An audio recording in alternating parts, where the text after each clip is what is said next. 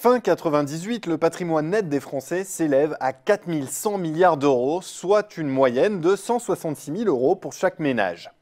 Et fin 2013, il atteint plus de 10 500 milliards, c'est-à-dire 370 000 euros environ par foyer.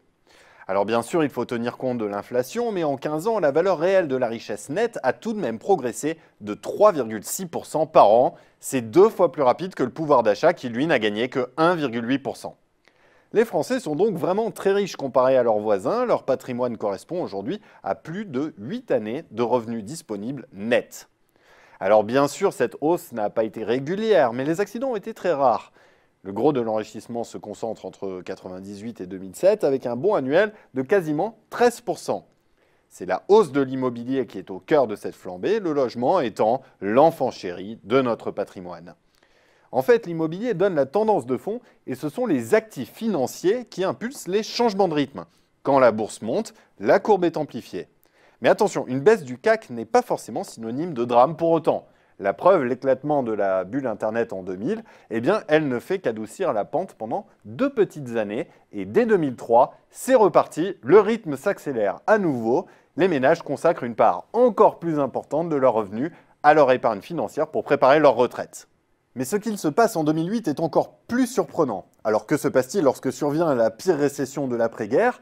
Eh bien rien, ou presque. Le patrimoine net est à peine écorné, il perd moins de 3,5% de sa valeur entre 2007 et 2009, alors qu'il en avait gagné 146% pendant les 10 années précédentes.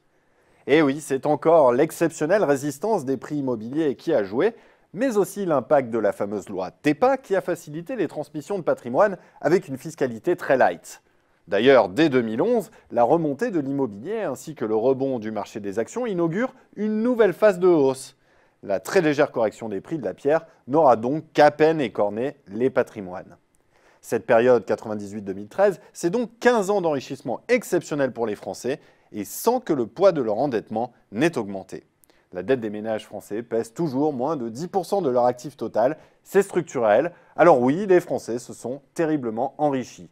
Mais attention, il faut y regarder de plus près. Cet enrichissement exceptionnel reste concentré entre les mains d'un happy few. 48% de la richesse est détenue par les 10% les plus fortunés et la moitié des Français possèdent 93% du patrimoine, l'autre moitié 7% seulement. Et sur ce plan-là, rien n'a changé en 15 ans. Une conclusion s'impose donc, la France est vraiment très riche et même encore plus riche, mais ce sont surtout les Français les plus riches qui sont plus riches.